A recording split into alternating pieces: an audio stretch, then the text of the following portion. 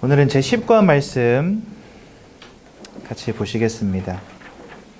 마태복음 24장 14절 우리 한 절 말씀만 함께 보도록 하겠습니다. 시작.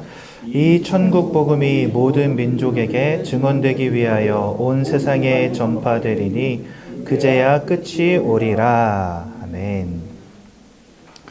오늘 축복과 함께하는 삶 전도라는 제목으로 말씀을 나누고자 합니다.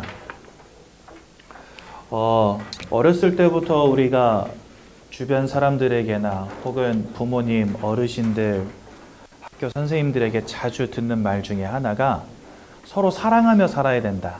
이런 말을 자주 듣죠. 여러분들도 사랑을 실천하고 계십니까? 네. 그렇다면 우리가 줄 수 있는 최고의 사랑이 뭘까? 이걸 우리가 한번 고민해 볼 필요가 있겠죠. 눈에 보이진 않지만 정말로 천국과 지옥이 이 땅에 있다라고 한다면 저 천국에 이르는 지혜를 전달하는 것보다 더 큰 사랑은 없을 거라고 저는 생각합니다. 우리가 불우한 이웃에게 돈을 주고 밥을 주고 쌀을 줄 수 있겠지만 그것보다도 저 천국에 이르는 놀라운 구원의 길을 알릴 수 있다면 그것보다 더 큰 사랑은 없겠죠. 여러분들 옆에 있는 주변에 있는 사람들 사랑하시죠. 그런데 특히나 가족들을 사랑하는 가장 좋은 방법 중에 하나는 가족들에게 복음을 전달해 주는 것입니다. 여러분 성경에는 이렇게 말씀하세요. 어리석은 자, 미련한 자, 지혜가 없는 자들은 그 마음에 이르기를 하나님이 없다 하는도다 이렇게 말한다고 되어 있습니다. 여러분 이것은 하나님을 믿지 않는 사람들을 싸잡아서 폄하하는 게 아닙니다. 사실은요, 이 땅의 지혜로는 영적인 것들을 알 수가 없어요. 여러분, 저는 대학에서 독일어를 전공했거든요. 아마 적어도 제가 여러분들보다는 독일어를 더 잘 알 겁니다. 왜냐면 저는 전공한 사람이니까. 저는 필리핀에서 한 6년 가까이 살면서 통역 업무를 했거든요. 아마도 제가 여러분들보다는 영어를 잘 알 겁니다. 그렇죠? 그런데 여러분들이 제가 아는 영어라든지 독일어라든지 이런 것들은요, 시간 내서 학원 다니면은 배울 수 있어요. 그런데 영적인 부분은 이 땅에서 알려주는 것이 아니기 때문에 내 스스로 혹은 남의 도움으로 알 수가 없습니다. 그래서 어찌 보면은요, 영적인 어리석음과 영적인 무지는 굉장히 당연한 것입니다. 그래서 이렇게 영적인 무지, 영적인 어리석음 가운데 빠져있는 사람들을 우리가 돕고 그들에게 천국에 이르는 지혜를 알게 한다? 사실 이거는 세상이 줄 수 없는 축복인 거죠. 그래서 저는요, 가족들을 정말 사랑한다면 가족들에게 복음 전하는 것만큼 중요한 것은 없다라고 생각하는 사람입니다. 우리 새가족부에 보면은 어떤 분이 은혜 받고 자기 부모님이나 형제 자매들을 데려오는 사람들, 혹은 결혼을 앞두고 남자친구, 여자친구를 데려오는 사람들. 그렇죠? 이런 분들 굉장히 많이 계셨어요. 지금까지. 다 뭐냐? 가족들 그만큼 사랑한다는 증거입니다. 그렇죠?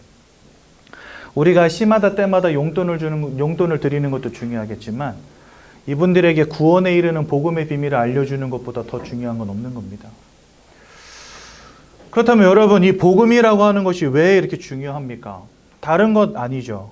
이 속에 세상은 알지 못하는 구원의 비밀이 숨어 있기 때문에 그렇습니다. 그리고 이 복음이라고 하는 것 속에는 이 세상은 알지 못하는 영적 지혜와 지식이 숨어 있기 때문에 그렇습니다. 그리고 이 복음 안에는 사람이 누구인가를 이해하는 아주 중요한 영적 지식이 숨어 있습니다. 그래서 여러분도 우리는 이 복음을 알려줘야 되는 겁니다. 근데 제가 이렇게 사역을 하다 보니까 가끔 재미있는 일들이 있어요. 뭐냐니까 자기가 복음을 듣고 여기 와서 목사님 메시지를 듣고 은혜를 너무 많이 받아가지고 그 다음날 제사상을 다 얻고 왔다는 거예요. 제가 그러면 제발 그러지 마십시오. 그래서 뜯어 말리거든요. 우리가 분명히 너무 사랑하니까 복음을 전달해 드리는 건 맞지만 그것은 가족들하고 막 대판 싸우라는 말은 절대 아닙니다. 서로가 믿는 종교가 다르고 그 다음에 아직 예수가 그리스도라는 이 복음을 알지 못하는 가족들에게 갑자기 어느 날 예수 믿어라 이렇게 하면은요, 당연히 반발심이 생기죠. 그러니까 우리가 가족 복음화, 가문 복음화 하는 거 굉장히 중요하지만 여러분들 굉장히 지혜롭게 할 필요가 있어요. 그렇죠? 여러분들 이 좋은 것들을 전달해 주는데 뭐 얼굴 붉히면서, 그렇죠? 고성을 내지르면서 싸울 필요 절대 없잖아요. 우리는 조용히 기도하면서 기다리면 됩니다. 뭘 기다리면 되냐? 하나님이 하실 일을 기다리면 됩니다. 네. 우리가 주는 것이 나쁜 것이 아니라 너무 소중한 것이기에 지혜롭게 전달할 필요가 있는 겁니다. 그렇죠? 그래서 이제 오늘 명절인데 분명히 이 가운데서도 오늘 예배 다 끝나고 시골 내려가서 가족들 만날 분들이 계시단 말이죠. 근데 여기 와서 말씀 들어보니까 야, 이거 제사상 빨리 엎어야 되겠는데 이런 생각 하시는 분들 있어요. 근데 우리 가문은 전통적으로 차례상 차리고 제사상 차리고 하는 집이다. 그러면요, 갑자기 예수 믿자, 제사상 엎자 이러면은 동의할 사람 누가 있습니까? 아, 내가 말씀 들어보니까 그거 다 엎어야 돼! 이렇게 말할 수 있거든요. 아니에요. 여러분들 지혜롭게 하십시오. 하나님은 절대 손해보게 하시지 않습니다. 그리고 가정과 가문 살릴 계획을 다 갖고 계십니다. 그래서 여러분들은요, 진짜 가정을 놓고 가문을 놓고 계속해서 기도하세요. 그때가 언제가 될지 모르겠지만 하나님은 그분들로 하여금 복음 들을 시간표를 반드시 주십니다. 그리고 절대로 말로, 몸으로 싸울 필요가 절대 없습니다. 여러분들 계속 기도하시면서 정말 가족들을 사랑하신다면 지혜롭게 복음 전달해 주셔야 됩니다. 그렇죠? 그래서 가정과 가문 복음화를 두고 여러분들 진짜 기도하시고 복음을 전해보시기 바랍니다. 왜냐? 오늘 10과 말씀을 잠깐 보겠습니다. 축복과 함께하는 삶이 바로 전도다 이렇게 말씀하시거든요. 하나님의 유일한 소원이 전도입니다. 디모데전서 2장 4절에 보니까 모든 사람이 구원을 받으며 진리를 깨닫기를 원하신다 이렇게 되어 있고요. 또 마가복음 3장 13절 15절에는 우리를 부르신 이유가 전도라고 말씀하시고, 마태복음 28장에는 모든 민족 가운데 가라고 하셨고, 오늘 읽은 성경 본문과 같이 모든 민족에게 전달될 때 끝이 온다라고 말씀하셨습니다. 인생이 천년만년 살 것 같지요? 아니요, 끝이 있습니다. 이 땅도 뭐 끝이 없을 것 같죠? 아니요, 성경은 끝이 있다 하십니다. 그 끝이 언제냐? 천국 복음이 모든 민족들에게 전달된 그때에야 끝이 온다 말씀하십니다. 그럼 왜 전도입니까? 고린도전서 1장 21절에 자기 지혜로 하나님을 알지 못해요. 이 땅에서는 하나님을 가르치는 곳이 없습니다. 천국과 지옥을 알리는 곳이 없습니다. 배우지 못했기 때문에 모르는 것입니다. 여러분들이 독일어를 모르는 것처럼. 왜요? 배우지를 못했거든요. 그래서 우리는 알려줘야 되는 것이고요. 호세아서 4장 6절에 보니까 하나님을 아는 지식이 없어 이 땅이 멸망당한다 말씀하십니다. 이런 말들이 다 뭔지는 좀 이따 제가 좀 설명드릴 거예요. 또한 사도행전 4장 12절에 오직 예수 외에는 구원자가 없으므로 우리는 구원자 대신 예수를 알려야 되는 것이고요. 또한 요한복음 5장 24절에 사망에서 생명으로 옮겨지는 유일한 길이 예수기에 전달해야 된다 말씀하십니다. 그러므로 전도는 하나님 최고의 관심이고 기쁨이고 사역입니다. 그러니까 여러분들이 이 전도에 마음을 담고 기도하고 전도의 축복을 누린다. 어떻게 되겠습니까? 하나님의 최고의 관심이고 기쁨이고 사역이다 보니 거기에 관심 쏟는 사람들을 하나님 축복하실 수밖에 없는 거죠. 그래서 하나님은 전도자 개인과 가정과 가문과 후대를 축복하십니다. 참된 성공의 시작은 하나님의 소원을 아는 것에서부터 시작됩니다. 이게 결론입니다. 그래서 여러분들 가정과 가문을 향한 하나님의 계획이 있음을 꼭 기억하십시오. 하나님은 모두 다 살아나길 원하십니다. 저희 집은 이제 30년이 저희 할머니가 30년 거의 40년 가까이 불교를 믿던 집안이었어요. 그러니까 할머니가 불교를 믿으시니까 저희 부모님들도 그냥 뭐 절에 열심히 가시는 건 아닌데 그냥 불교. 저도 뭐 절에는 뭐 4월 초파일 이럴 때는 한 번씩 올라가서 등 달고 오고 할머니가 야 절에 해가지고 이렇게 딱 찍어 누르면 절 한번 하고 오고 하던 사람이었는데 그래도 저는 종교가 불교. 그랬는데 이제 제가 중학교 1학년 때쯤 돼서 저희 아버님 어머니 교회를 다니기 시작하셨어요. 저도 교회를 다니기 시작했고 그때 이제 제가 조금 심각한 악몽의 문제, 가위 눌림의 문제 이런 게 좀 심하게 왔었는데 교회를 가면서 이게 치유가 됐거든요. 그래서 이제 교회를 다니기 시작하고 근데 저희 할머니는 이제 오랫동안 불교를 믿으시다 보니까 저희가 교회 다니는 걸 안 그 순간부터 난리가 났었어요. 예전에 어르신들 그런 말씀 자주 하셨잖아요. 한 집안에 두 신을 섬기면 시끄럽다. 내가 포기할까 네가 포기할래. 이래가지고 저희 부모님하고 저희 할머니하고 늘 다퉜거든요. 그랬는데 예, 이래 알겠습니다 하면서 주일날 몰래 교회 가고 그러기를 수년을 했었어요. 계속 기도했죠. 하나님, 우리 할머니도 예수 믿고 하나님 자녀 되게 해주시고 우리 할아버지도 구원받게 해주시고. 근데 참 희한하죠. 어느 날 할머니가 진짜 은혜 받으시고 예수 믿기 시작하신 거예요. 그래가지고 승복도 다 태우고 번개 맞아 죽은 대추나무로 만든 그 염주 있거든요. 목에다 거는 이렇게 알이 이렇게 두꺼운 거, 그것도 다 태우고 그러시더니 갑자기 예수 믿기 시작하시고 지금 명예권사님 되셨어요. 아직 살아 계신데 이제 올해로 96세 되셨어요. 장수하셨죠. 저희 할아버지는 이제 명예 집사님으로 한 15년 전에 돌아가셨어요. 그래서 저희 가정과 가문이 하나님 이렇게 바뀌도록 구원받도록 다 인도하셨거든요. 저희 한 번도 싸워본 적이 없습니다. 그냥 조용히 기도했어요. 가정과 가문을 두고. 근데 하나님이 가정과 가문이 다 구원받도록 그렇게 역사하시더라고요. 그래서 여러분들도 절대로 이 전도라고 하는 것은, 복음이라고 하는 것은 너무 가치 있는 것이기에 싸워서도 안 되고 막 던져서도 안 됩니다. 하지만 여러분들 진짜 가정과 가문을 두고 기도하시면서 다 예수 믿으실 수 있도록 도와야 됩니다. 지혜롭게 싸우셔야 되는 거죠. 그렇다면 우리가 전할 복음은 무엇입니까? 이제 이것이 중요한 것인데요. 우리 이 자리에 아마 가족들 방문하셨다가 오신 분들도 계실 것 같고, 새롭게 여기 처음 오신 분들도 있을 것인데, 오늘 제가 드린 이 말씀을 잘 들으시고 여러분들 인생에 왜 예수가 있어야 되는지를 깨닫는 귀한 날 되시기 바랍니다. 성경은 하나님께서 사람을 창조하셨다라고 말씀하십니다. 창세기 1장 27절과 28절에 보니까 이렇게 말씀하세요. 하나님의 형상을 따라 사람을 창조했다 이렇게 되어 있는데, 성경은 하나님이 땅의 흙으로 사람의 모양을 빚으시고 그 코에다가 생기를 불어 넣어서 살아있는 영이 되었다 이렇게 말씀하십니다. 즉 여러분들을 영적 존재로 지으셨다라고 성경 말씀하십니다. 여러분들 한 번이라도 내가 영적 존재다라는 생각 해보신 적 있으십니까? 아마 없을 겁니다. 세상도 사람을 두고 뭐라 가르치냐면 생각하는 동물이다 이렇게 가르쳐요. 그러니까 사람은 생각도 하고, 동물이라는 말은 뭐죠? 육신을 가진 존재, 사회적 존재라는 겁니다. 그렇죠? 동물들도 보면은 사회를 이루어서 살아가는 동물들이 있잖아요. 그런데 우리는 거기에다가 생각, 그러니까 이성을 가진 존재, 육신을 가진 존재라는 겁니다. 그러니까 세상도 알아요. 여러분들이 육신을 가진 존재라는 거, 마음과 이성을 가진 존재라는 거. 그런데 딱 거기까지입니다. 그렇죠? 그 누구도 우리가 영적 존재라는 것을 가르치지 않습니다. 그럼 우리가 영적 존재라는 증거가 무엇일까요, 여러분들?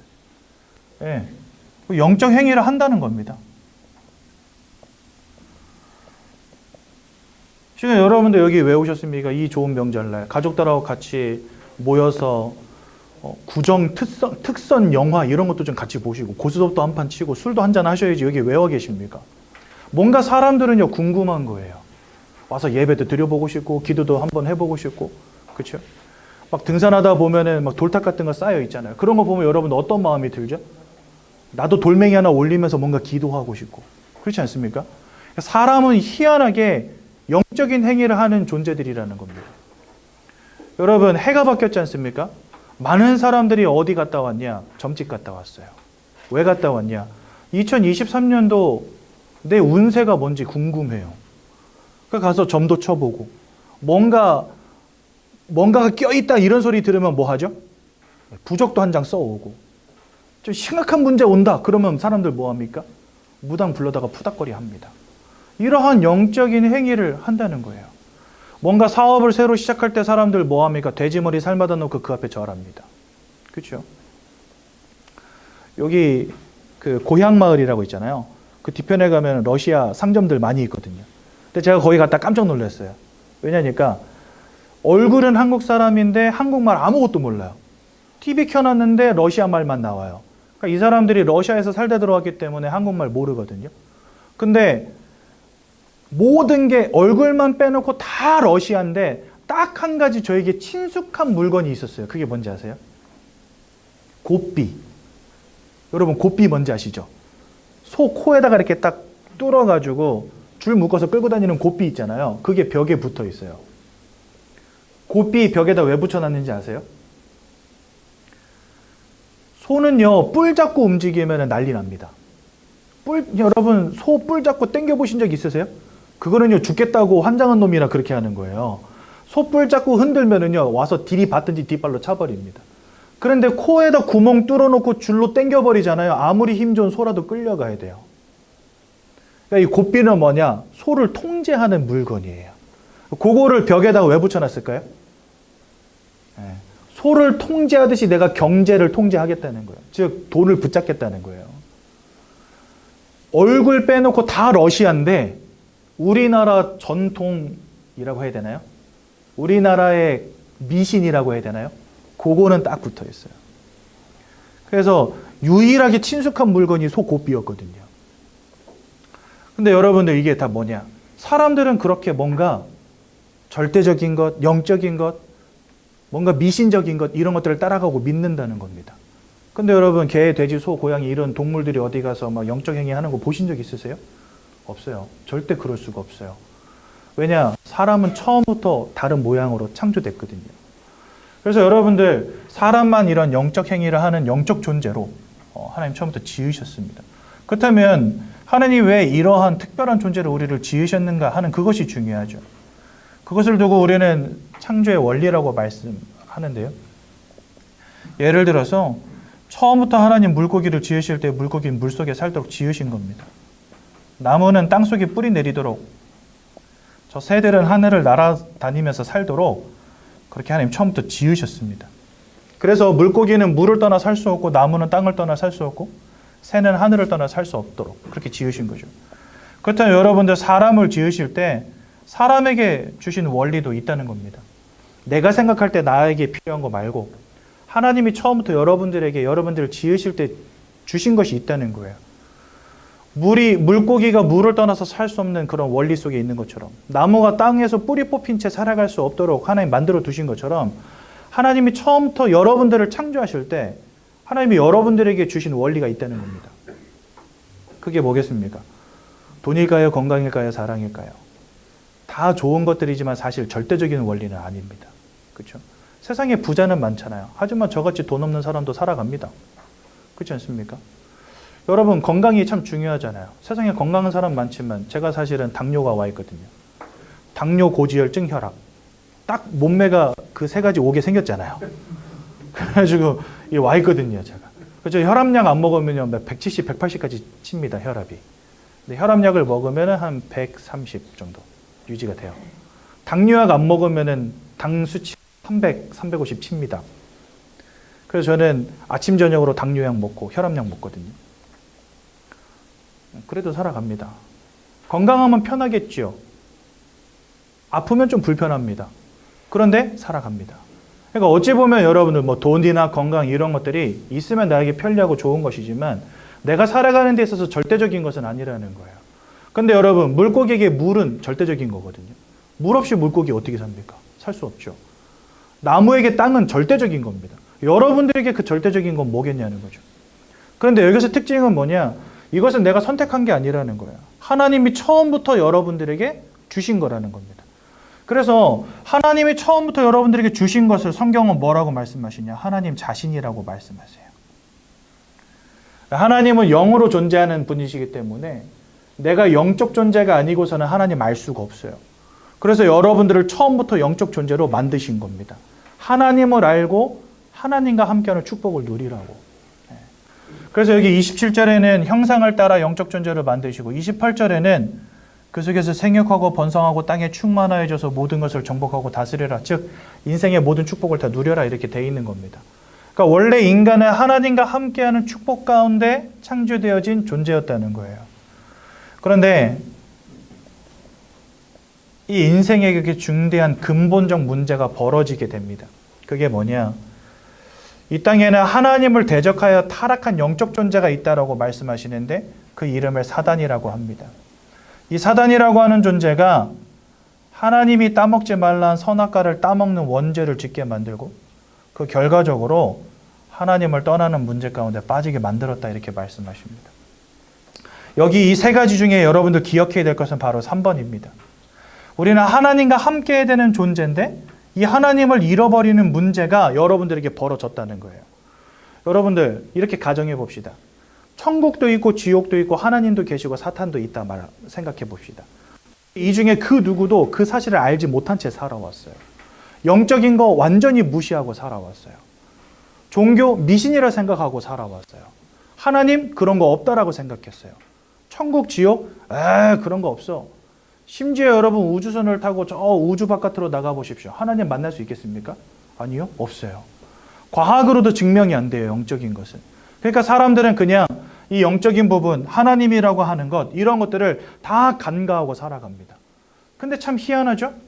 우리는 뭔가 영적인 것에 관심이 있는데, 근데 왜 세상 그 누구도 영적인 것을 알려주지 않을까요? 우리는 분명히 영적인 것에 관심이 있고, 때로는 영적인 행위를 하는 사람들인데, 왜 세상은 우리가 영적 존재라고 가르치지 않을까요? 다른 이유는 없습니다. 우리가 영적으로 무지하기 때문에 그렇습니다. 원래는 하나님과 함께 하도록 창조되었는데 이제는 하나님이 계신 것도 알지 못한 상태가 됐다는 거예요. 천국과 지옥이 있다는 사실을 모르는 상태가 됐다는 겁니다. 즉 여러분들 영적 존재지만 내가 영적 존재라는 사실도 모르고 영적 세계가 있다는 것도 알지 못한 상태가 됐다는 거예요. 그게 뭐냐? 하나님을 떠난 상태인 것입니다. 근데 여러분 생각해 보십시오. 물고기가 물을 떠났다 어떻게 되겠습니까? 나무가 땅에서 뿌리 뽑혔다 어떻게 되겠습니까? 새가 날개가 꺾여서 하늘을 날지 못한다 어떻게 되겠습니까? 더 이상 살아갈 수가 없는 거예요.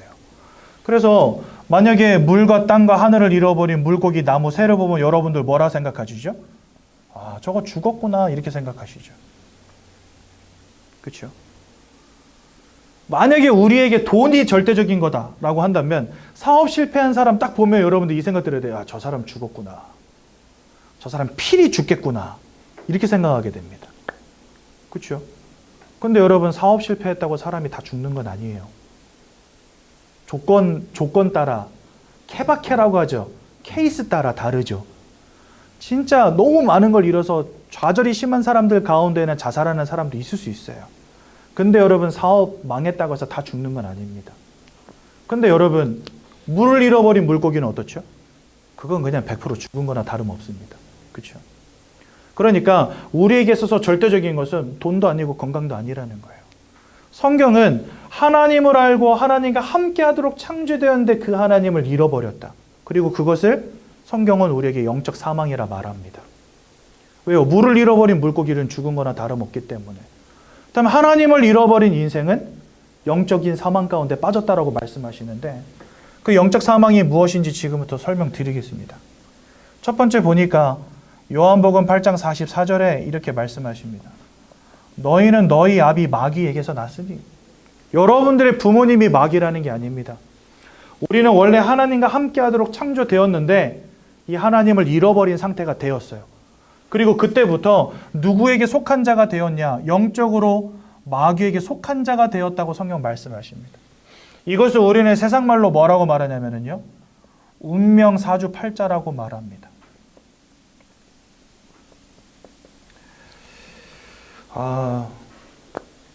제가 예전에 한번 여러분들 누구죠? 피겨스케이팅 선수 이야기 한번 드린 적 있잖아요. 최희원 씨? 맞나요? 최원희 씨. 이름 맨날 헷갈려요. 최희원 아니고 최원희 씨.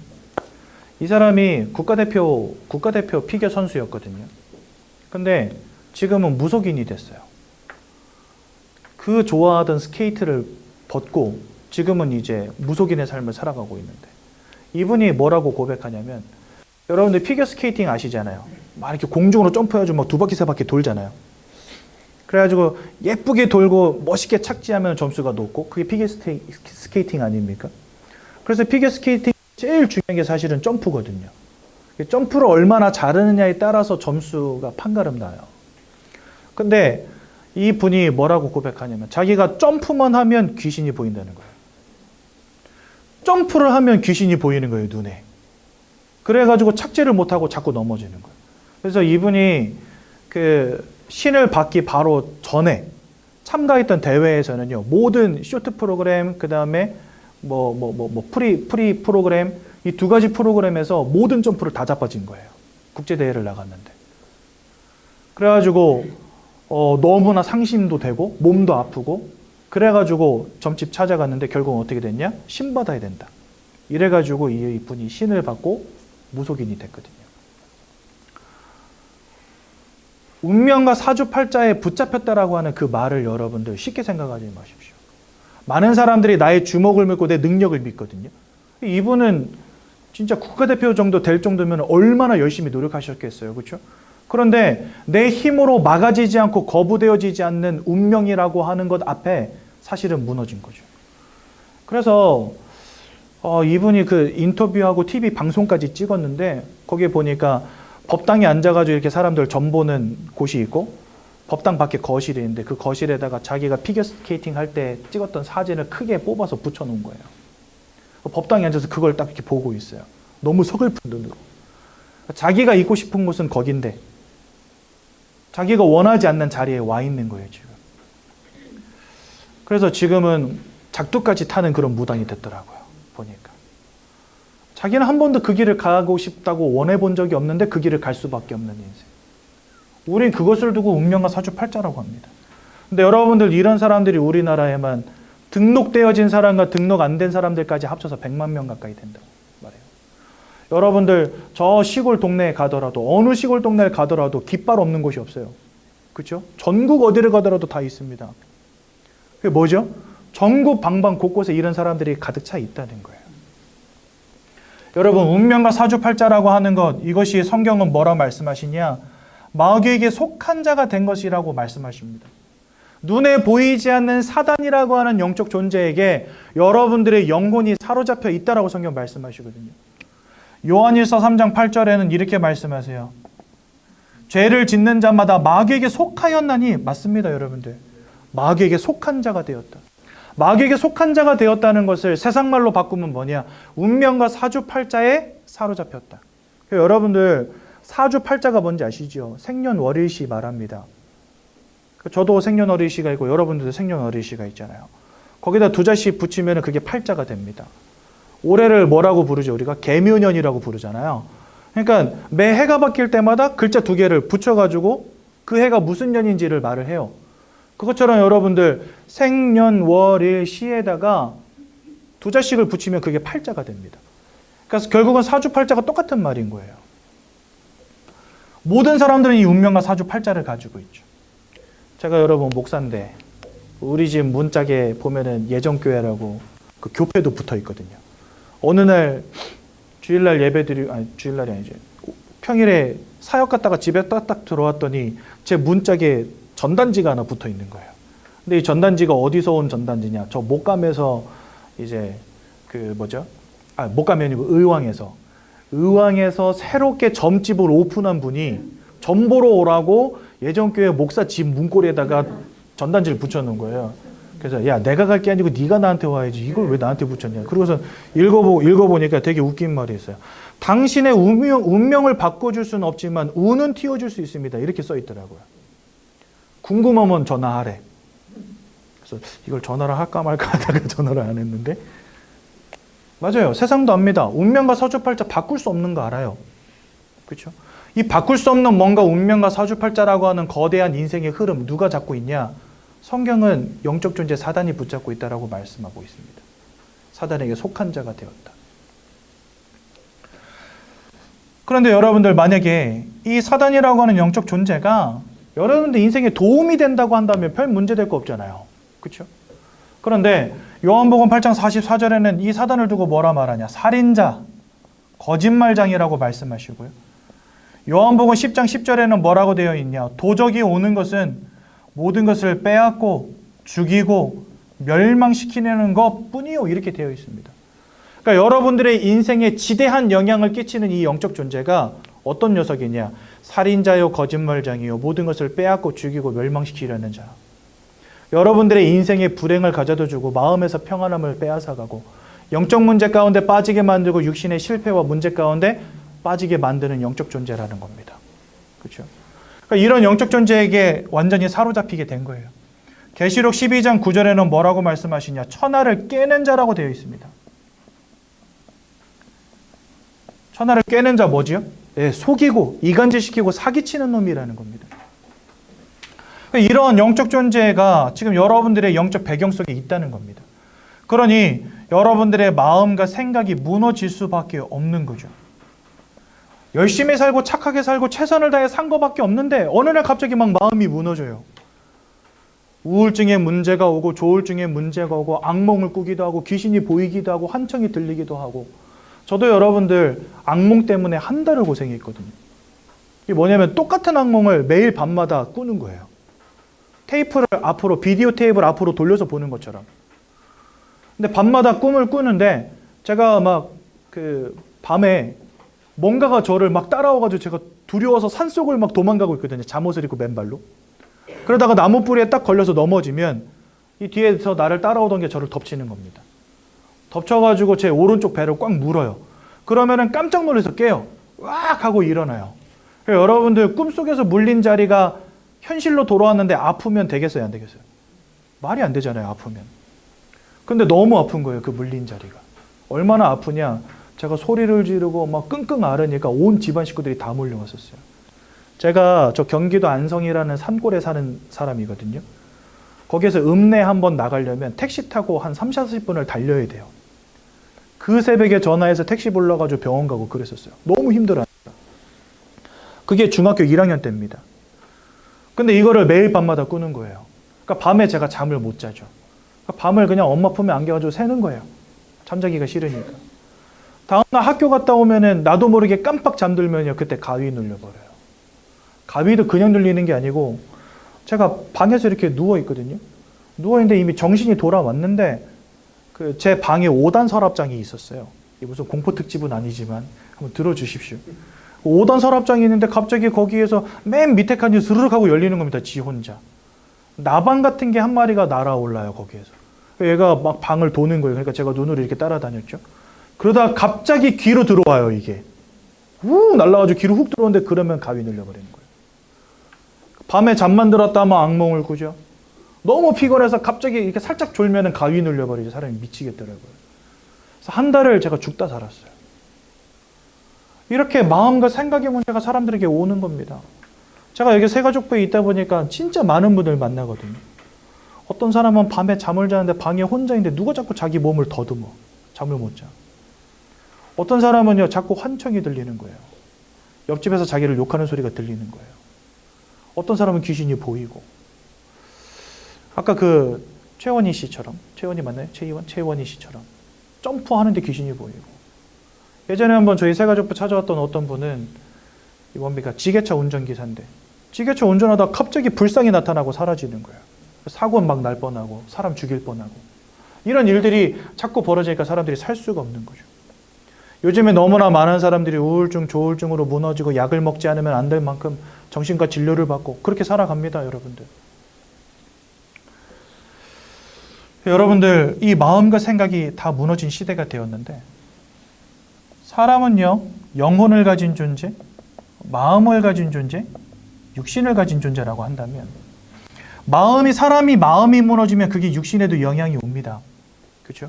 육신이 큰 병이 들면 마음도 무너집니다. 제가 얼마 전에 어떤 아주머니 한 분을 현장에서 만났는데 이분이 밖에 나와 계신 거예요. 바람 쐬러 나왔대요. 그래서 왜 그러세요? 그러니까 자기 마음이 너무 힘들어서 나왔대요. 이유가 뭐예요? 그러니까 얼마 전에 자궁에 암이 생겨가지고 자궁을 드러낸 거예요. 근데 이제 결혼한 지 이렇게 몇 년이 지났는데 아이는 없고 암이 생겨서 자궁을 드러내니까 이제 더 이상 아이를 낳을 수 없는 몸이 된 거잖아요. 그러니까 이분이 자꾸만 자기 남편이 자기를 이제 좀 괄시하는 것 같이 느끼는 거예요. 아이를 낳을 수 없는 몸이 되니까, 후대를 이을 수 없는 몸이 되니까 그런 게 아닌데 그냥 남편의 표정, 말투 모든 게 자기에게 상처가 되는 거예요. 이분이. 그래가지고 집에 있을 수가 없대요. 남편 보기가 싫대요. 남편하고 같이 있는 그 공간도 싫대. 그래서 나왔대요. 우울증에 문제가 와가지고 수술한 지 1년이 지났는데 자기 약 먹고 있다면서. 죽고 싶은 생각밖에 안 들고 나에게 무슨 미래가 있나 이런 마음이 든다면서. 여러분 육신이 무너지면 그 마음도 무너지는 겁니다. 원치 않는 우울증의 문제도 와요. 사람이란 그런 존재예요. 뭔가 어느 한 군데가 무너지면 다른 곳에도 문제가 옵니다. 왜요? 긴밀하게 연결되어 있는 유기체이기 때문에. 여러분들 마음이 무너지잖아요. 육신이 시름시름 아파버려요. 육신이 무너지잖아요. 마음이 병들어 버려요. 참 희한하죠. 근데 만약에 진짜 사람이 영혼을 가진 영적 존재가 맞다면 여러분들의 영적인 배경 속에 무엇이 있느냐가 여러분들의 마음과 여러분들의 육신에도 지대한 영향을 끼치지 않겠습니까? 진짜 마음이 무너졌을 때 육신이 병드는 존재가 사람이 맞다면 여러분들은 영적으로도 영향받을 수 있다는 거예요. 그렇죠?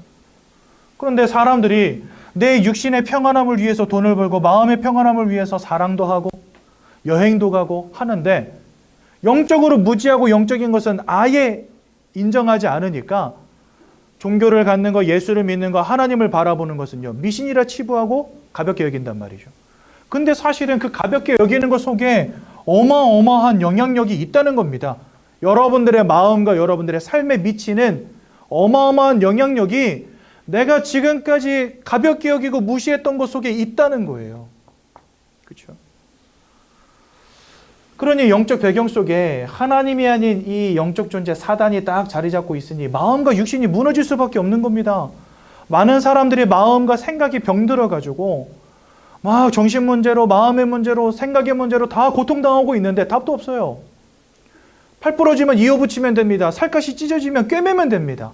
근데 여러분 마음의 문제로 넘어가면 답도 없다니까요. 가다 놓고 몽댕이로 팬다고 되겠습니까? 약을 먹인들 되겠습니까? 안 돼요. 치유가 안 돼요. 그렇다면 영적인 부분으로 넘어간다 칩시다. 이거는요, 지식도 없을 뿐더러 세상에 답도 없어요. 그렇죠? 그러니 이 문제는 사실은 속수무책의 문제인 것입니다. 그렇죠? 어찌 보면 많은 사람들의 마음과 생각이 무너지는 이 문제는 앞으로도 지속될 겁니다. 지금 여러분 우리나라 정신병원에 정신병동이 가득 찬 거 아세요? 조금 상태, 약 먹으면서 오랫동안 규칙적인 삶 속에 이렇게 딱 사람들이 놓이잖아요. 그러면요, 조금 마음과 생각이 치유되는 것처럼 보여요. 그러면 나오거든요. 그런데 정신병원에 정신과 진료를 받고 정신병원에 입원했던 사람들 가운데 재입원하는 확률이 어마어마하게 높은 거 아시죠? 약만 먹는다고 해서 사람들 해결 안 되어지는 거 아시죠? 그러니 정신 문제를 갖고 있는 사람들은 점점 늘어나는데 수용시설은 그렇게 많이 늘어나지 않기 때문에 지금 포화 상태입니다.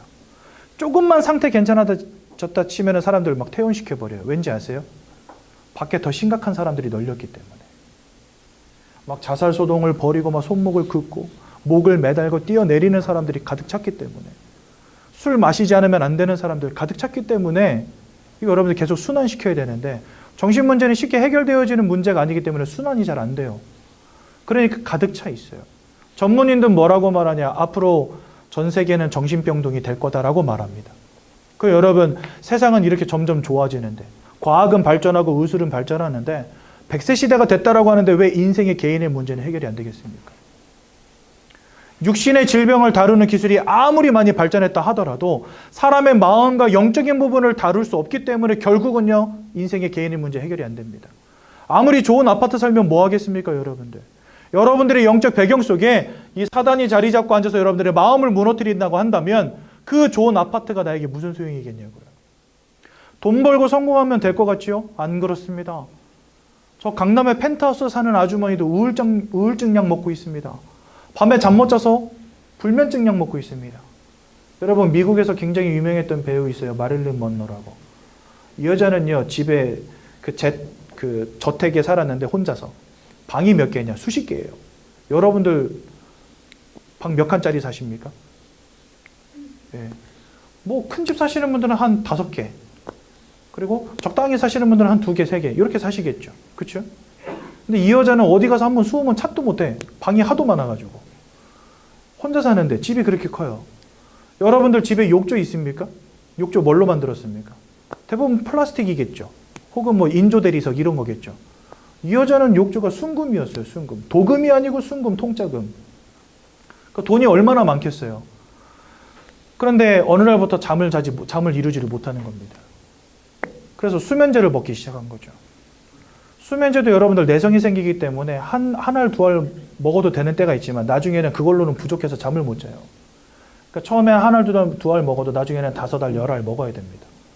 근데 아무리 수면제를 먹어도 잠을 못 자는 거예요, 이 여자는. 그래서 성질나서 500알을 한 번에 먹어버렸어요. 그리고 영원히 잠들어 버렸어요. 여러분, 뭐가 부족하겠습니까? 인기가 부족합니까? 돈이 부족합니까? 성공하지 못했습니까? 집이 부족합니까? 차가 부족합니까? 모든 것 다 가졌거든요. 그런데 그것으로는 안 된다는 겁니다. 인간은 그런 존재라는 거예요. 정말 영혼을 가진 존재가 맞다라고 한다면 여러분들의 마음과 여러분들의 삶과 육신에 이 영적인 배경이 지대한 영향을 끼친다는 사실을 기억하십시오.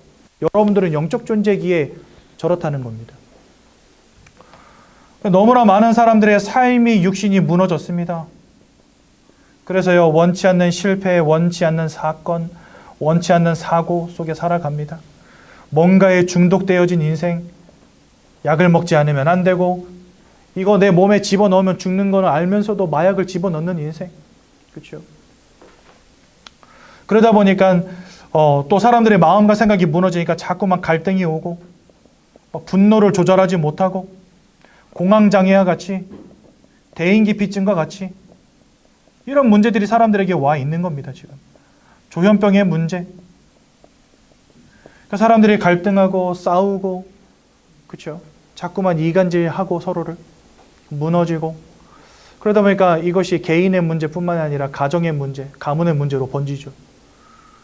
여러분, 지금 우리나라 이혼율 50% 넘어섰습니다. 이미 60%를 향해 달려가고 있습니다. 그만큼 가정들이 많이 깨지고 있다는 거죠.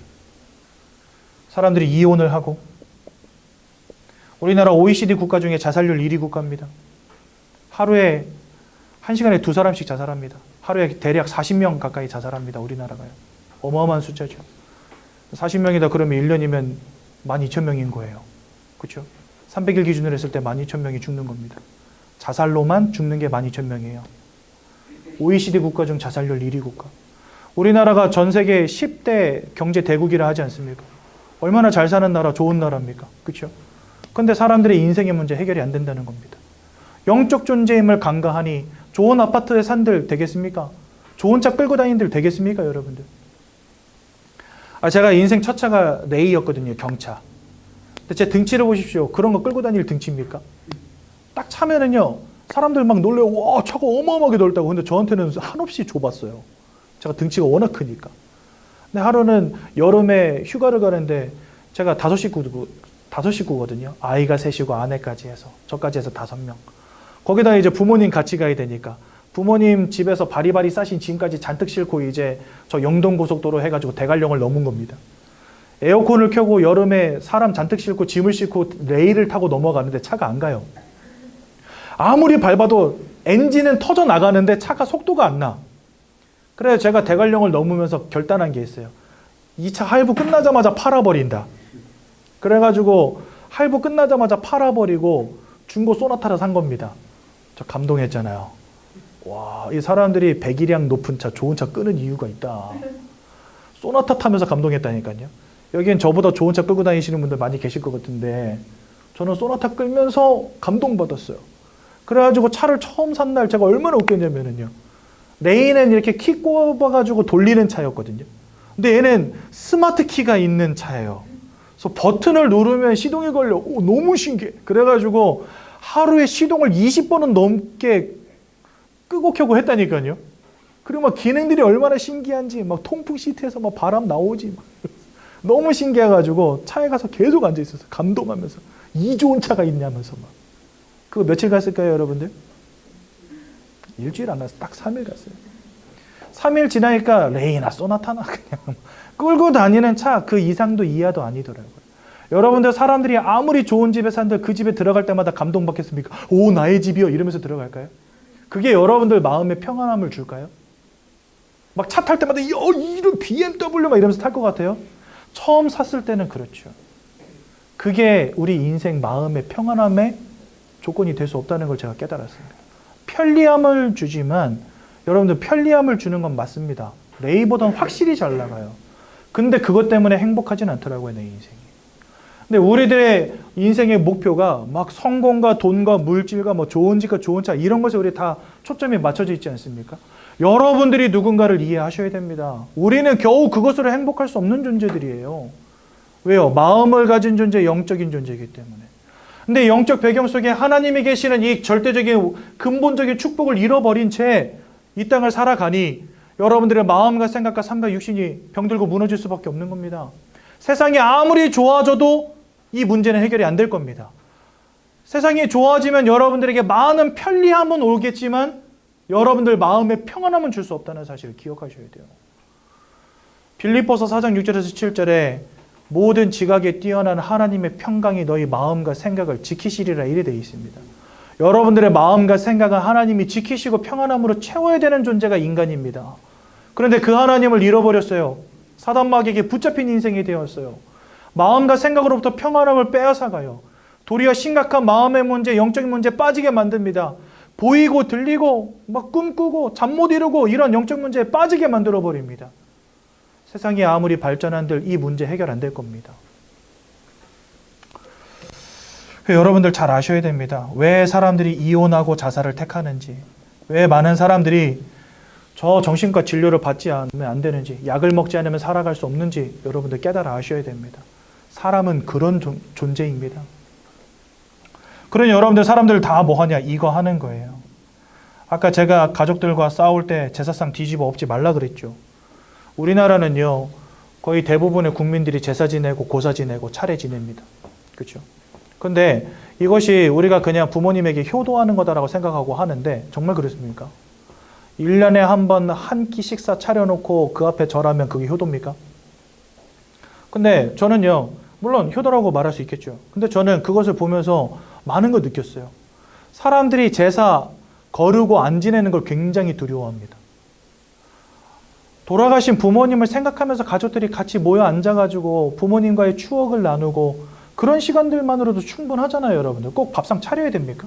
근데 사람들은 그 밥상 차리는 것 자체를 굉장히 두려워해요. 왜 두려워할까요? 그거는 불효야 싶어서 두려워할까요? 아니거든요. 우리 진짜 딱 까놓고 진실되게 한번 이야기해 보자고요. 제사상 버리는 거 왜 두려워합니까? 그거 버렸다가는 내 다리 몽댕이 부러지고 인생 작살 날까봐. 그래서 사람들이 못 버리는 거거든요. 그러면 여러분 바꿔 말합시다. 그거 효도입니까? 아니죠. 두려워서 어쩔 수 없이 차리는 게 밥상이거든요. 근데 여러분들 꼭 생각해 보세요. 저는 만약에 효도하고 싶다. 그러면 1년 360을 하루 3끼 차려야죠. 1년에 딱 한 번 돌아가신 날 한 끼 식사 차려놓고 나 효자입니다. 나 효도 다 했습니다. 말하면 그거 진짜 이상한 거 아닙니까? 근데 우리나라 사람들 이거 다 한단 말이죠. 그런데 우리는 효도하지 말라고 가르치는 게 절대 아닙니다. 여러분들 정말 효도하고 싶으시다면 부모님들 살아계실 때 잘하세요. 돌아가신 다음에 불효자는 옵니다 하지 마시고, 돌아가시기 전에 요즘 여러분 날씨 얼마나 춥습니까? 저 시골에 있는 할머니들 보일러 돌릴 것 같죠? 죽어도 안 돌립니다. 패딩 입고 전기 장판 위에 앉아서 패딩 입고 벌벌 떨면서 겨울을 나세요. 이유, 우리 아들 돈인데 내가 어떻게 함부로 써? 이러면서. 여러분, 이 추운 겨울에 따뜻하게 나실 수 있도록 부모님 통장에 용돈도 두둑히 넣어드리고, 자주 찾아뵙고 인사도 자주 드리고, 그죠? 소고기도 좀 사드리고, 좋은데 관광도 좀 시켜드리고, 그게 효도지. 돌아가신 다음에 제사상 열심히 차려봤자 그거 아무런 효도 아닙니다, 여러분들. 그런데 더 나아가서 고린도전서 10장 20절에 보니까 성경이 이렇게 말씀하세요. 대저 이방인들이 하는 제사는 귀신과 교제하는 것이니라. 이래 되어 있습니다. 우리가 사단 마귀에게 사로잡힌 것도 열받아 죽겠는데, 우리가 지금까지 인생의 불행을 막아보고자, 인생의 축복을 가져와 보고자 했던 모든 영적인 행위들이, 제사 지내고 고사 지내고 했던 그 모든 것들이 결국은 귀신과 교제하는 것이니라. 이래 되어 있다는 거죠. 그래서 여러분들, 내 부모를 공경하라고 성경은 가르칩니다. 그렇죠? 내 부모에게 효도하라고 가르치십니다. 그런데 제사 지내지 말라고 가르칩니다. 왜요? 그건 효도도 아니고 귀신과 교제하는 행위이기 때문에. 결국은 이거 하면 할수록 가정과 가문이 무너진다는 거죠.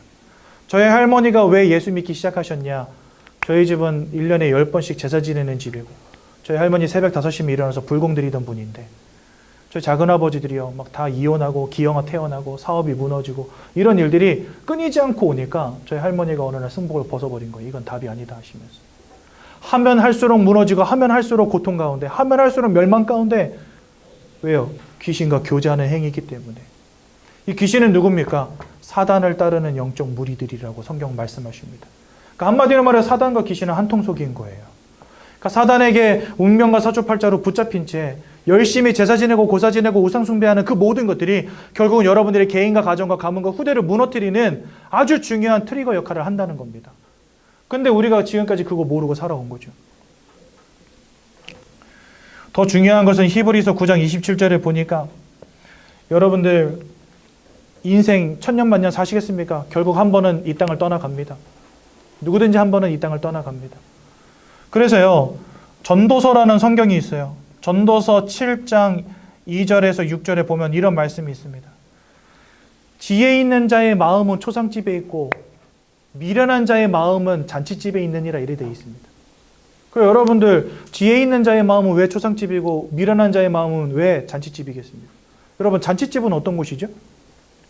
부어라 마셔라 즐겨라 야 인생이 좋구나 이게 잔치집이잖아요. 그 여러분 초상집은 뭐예요? 고인을 앞에 두고 우리가 우는 곳이 초상집 아닙니까? 근데 저 잔치집에서는 절대로 알지 못하는 사실이 한 가지 있어요. 초상집에 가야지만 알 수 있는 한 가지가 있어요. 그게 뭐냐? 모든 사람의 끝이 이와 같구나라는 것을 초상집에서 깨닫습니다. 여러분 전도하기 제일 쉬운 곳이 어딘지 아세요? 초상집입니다. 저 지난주에도 그 장례식장 한 군데 갔다 왔는데 온 집안이 다 불신자예요. 근데 복음 전했더니 이분들이 다 예수 영접하셨어요. 초상집. 왜요? 돌아가신 아버지를 생각해 보니까 드디어 자기 인생을 돌아볼 수 있게 된 거예요. 이 땅에서 성공도 중요하고 잘 먹고 잘 사는 것도 중요한데 과연 내가 이 땅을 떠나가는 날 그것으로 끝일까? 이거를 드디어 고민해 보는 자리가 초상집이에요. 만약에 천국이 있고 지옥이 있고 하나님이 계신 게 맞다라고 한다면 과연 나는 좋은 곳에 갈 수 있을까? 이거를 고민해 보는 자리가 어디냐? 바로 초상집입니다. 잔치집에서는요 그걸 절대로 고민 못해요. 천년만년 즐기며 살 수 있을 것 같거든요. 안 그렇습니까? 부어라 마셔라 먹어라 하는데 얼마나 즐겁고 재밌습니까? 그래서 미련한 자의 마음은 잔치집에 있고 똑똑한 자, 현명한 자의 마음은 초상집에 있는 겁니다. 여러분들도 기억하셔야 돼요. 여러분들이 이룬 성공, 여러분들이 모아둔 돈, 여러분들의 명예, 권력 죽을 때 가져가실 겁니까? 한 푼도 못 가져가요. 하나도 못 가져가요. 사람은 누구나 한번 이 땅을 떠나갑니다. 그런데 그 이후에 만약에 진짜 하나님이 계시고 천국과 지옥이 있다면 어떻게 되겠습니까? 그래서 지혜로운 자는 죽음 이전에 내세를 준비할 수 있는 자가 바로 지혜로운 자입니다. 그렇죠? 그런데 천국과 지옥과 하나님을 말씀하시는 유일한 책이 뭐냐? 그게 바로 성경이라는 거죠. 이 땅의 그 어떠한 기관에서도 어떠한 교육기관에서도 그 누구도 알려주지 않는 것을 가르치는 책이 바로 성경이라는 겁니다.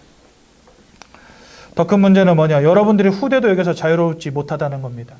모든 사람이 죄를 범하였음에 하나님의 영광에 이르지 못하고 모든 사람이 사단의 권세에게 사로잡혀 있기 때문에 지금까지 살아왔던 모든 사람들, 앞으로 태어날 모든 사람들 여기서 자유로울 수 없다는 겁니다. 그렇다면 여러분, 사람은 하나님과 함께하는 축복을 누리기만 하면 되는데 이거 잃어버려서 우리 인생이 지금 이와 같은 영적 사망 가운데 던져지게 된 것이거든요. 이것은 내 힘으로, 내 노력으로, 내 열심으로, 돈으로, 세상 지혜로 해결되어지는 문제가 아닙니다. 그 말은 내 스스로 구원에 이를 수 없다는 겁니다. 내 스스로 하나님께 갈 수 없다는 겁니다. 그렇죠? 여러분, 구원받았다라고 말할 때 중요한 것은 외력이 작용해야 된다는 거예요. 제가 몇 번 설명드리잖아요. 어떤 사람이 물에 빠졌어요. 근데 막 팔다리 허우적 되다 보니까 너무나 운 좋게도 물가로 나오게 돼서 살았어. 그럼 그 사람 구원받았다라고 말합니까? 아니요. 그 누구도 구원받았다라고 말 안 해요. 죽다 살았다 하지. 그런데 내가 막 죽어가 꼬라라꼬라 이러면서 막 이제 숨이 넘어갈 상황인데 갑자기 구조대가 와가지고 여러분들 목덜미를 딱 잡고 꺼내줬어요. 그래 여러분들 뭐라고 말해요? 저 사람이 나 구조해줬어. 저 사람 때문에 나 살았어. 저 사람 때문에 나 구원받았어. 이렇게 말하죠. 구원이라고 하는 것을 이야기할 때 중요한 것은 외력이 작용하는 겁니다. 왜요? 내 스스로 절대로 빠져나올 수 없는 죽음과 사망의 문제에 우리가 던져져 있다는 겁니다. 그게 지금 여러분들에게 와 있는 이 영적 문제들이에요. 지금까지 나는 알지도 못한 채 내가 빠져있는 영적인 상태가 있었다는 겁니다. 거기서 내 힘으로, 세상의 방법으로, 돈으로, 권력으로, 명예로, 지혜로, 지식으로 빠져나올 수 없기 때문에 나를 구원하실 자가 이 땅에 오셔야 됩니다. 다른 종교들은요 다 뭐라고 가르치냐? 이걸 알지 못하니까 너가 착하게 살면 돼, 선행을 베풀면 돼, 그럼 너 구원받을 수 있어 라고 가르칩니다. 아니요. 내가 아무리 온몸을 허우적대고 팔다리를 휘저어도 빠져나올 수 없는 영적 사망 가운데 여러분들 지금 놓여 있다니까요. 그 문제를 해결하시기 위해서 이 땅에 길로서 오신 이가 바로 예수님이십니다. 예수님 오셔서 세 가지 아주 중요한 일을 하셨어요. 요한일서 3장 8절에 보니까 죄를 짓는 자마다 마귀에게 속하였나니, 맞습니다. 다 마귀에게 속하여 있습니다. 하지만 하나님의 아들이 나타나신 것은 이 마귀가 하는 모든 일을 멸하기 위함이니라. 참 왕으로 이 땅에 오셔서 우리 인생을 사로잡은 저 사단의 권세를 꺾으신 이가 바로 누구냐? 그분이 바로 예수님이십니다. 로마서 8장 1절에서 2절에 보니까 예수 안에 있는 자는 결코 정죄함이 없다, 죄인이 아니다 말씀하십니다. 이는 예수 안에 있는 참 생명의 성령의 법이 죄와 사망의 법에 있던 너희를 해방하였기 때문이다라고 말씀하십니다. 즉 예수님은 우리의 죄악의 문제를 끝내신 참 제사장이 되시고요. 요한복음 14장 6절에 보니까 내가 곧 길이요 진리요 생명이니 나로 말미암지 않고는 아버지께로 올 자가 없느니라 말씀하십니다. 여러분들이 다 하나님을 떠나는데 그 하나님으로 갈 유일한 길이요 진리요 생명 되신 이가 바로 예수님이라고 말씀하십니다. 그래서 예수님은 하나님께로 나아갈 유일한 참 선지자가 되십니다. 이분이 2000년 전에 사람의 몸을 입고 이 땅에 오셔서 고통당하시고 고난당하시고 십자가에서 여러분들과 저를 위해서 보혈을 흘려주시고 자신의 생명을 내어주시고 돌아가신 지 3일 만에 부활하심으로 우리를 위한 구원을 완성하십니다. 그래서 예수님은 우리 누구라 부릅니까? 바로 그리스도라고 부르는 것입니다. 여러분들 인생은 하나님을 떠난 채 사단에게 사로잡힌 인생, 운명과 사주팔자 빠져버린 인생, 그래서 마음과 생각과 삶과 육신이 무너질 수밖에 없는 인생 되었다고 성경 말씀하세요. 여러분들 한 번도 내가 영적 존재라는 사실 생각하지 않고 살아오셨을 겁니다. 근데 진짜 여러분들이 영적 존재가 맞다면 사랑하는 자여 네 영혼이 잘됨과 같이 네가 범사에 잘되고 강건케 되기를 내가 원한다 하시는 성경의 말씀을 기억하십시오. 우리의 영적인 부분이 평안함을 누릴 때 그것이 여러분들의 마음의 평안, 여러분들의 생각의 평안, 여러분들의 삶과 육신의 평안함으로 이어지는 것입니다. 이 땅에 많은 사람들이 영적 문제로 고통당하고 있어요. 저도 그랬습니다. 마음과 생각이 무너진 채 무너지고 있습니다. 저도 과거에 그랬습니다. 근데 예수를 만나니 하나님이 그 모든 것들을 치유하셨어요. 나의 영혼에 하나님이 함께 하심으로 내 마음과 생각이 치유되어지는 응답. 그렇게 심각한 악몽의 문제, 가위 눌림의 문제, 또 게임 중독의 문제. 제가 20대 전체를 게임 중독 때문에 다 날려버렸거든요. 대학에서 퇴학당하고. 그런 실패한 인생이었는데 하나님 제 인생을 완전히 바꿔주셨습니다. 그게 바로 복음의 능력입니다, 여러분. 누가 마음의 문제를 치유할 수 있겠습니까? 보이고 들리는 문제를 어떻게 해결하겠습니까? 약 먹는 들 되겠습니까? 묶어놓고 팬들 되겠습니까? 내가 영적 존재라는 사실을 알지 못한다면 치유할 수 없습니다, 여러분들. 영이신 하나님을 만나는 것에서부터 우리 인생의 축복이 시작됨을 기억하십시오. 그러면 그 하나님 어떻게 만납니까? 집문서, 땅문서라도 팔아가지고 교회에 헌금을 대박해야지 여러분들 하나님 만날 수 있겠습니까? 아니요. 하나님 이렇게 말씀하십니다. 너희가 마음으로 믿고 입으로 시인할 때 구원에 이른다라고 말씀하셨어요. 즉 하나님을 믿고 하나님의 자녀 되는 것은요, 아무런 노력이 필요 없습니다. 그냥 믿고 그분을 내 마음에 영접하면 된다라고 가르치십니다. 우리 이 시간 예수님을 마음속에 영접하시고 하나님의 자녀 되는 놀라운 축복 누리시기 바랍니다.